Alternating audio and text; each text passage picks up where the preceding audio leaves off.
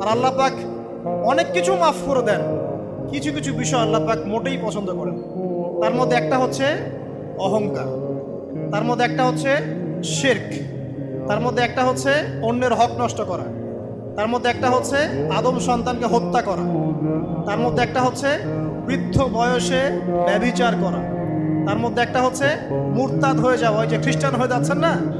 খালি মরেন তারপর বুঝবেন, খালি মালাকুল মউত আসুক তারপর বুঝবেন। আল্লাহ রাব্বুল আলামিন বলছেন তার রাসূলের মাধ্যমে, কেউ যদি সাক্ষ্য দেয় আল্লাহ ছাড়া কোনো মাবুদ নাই, মুহাম্মদ সাল্লাল্লাহু আলাইহি ওয়াসাল্লাম শেষ নবী, ঈসা ইবনে মারইয়াম আল্লাহর প্রেরিত নবী, আল্লাহর পুত্র নন, জান্নাত সত্য এবং জাহান্নাম সত্য, এই পাঁচটা বিষয় যদি কেউ সাক্ষ্য দেয় ইনশাআল্লাহ সে জান্নাতে যাবে, তার আমল যেমনই হোক না কেন। টাকার বিনিময়ে, চাকরির বিনিময়ে, সমাজসেবার নামে আর চিকিৎসার নামে ইমান বিক্রি করে ফেললেন,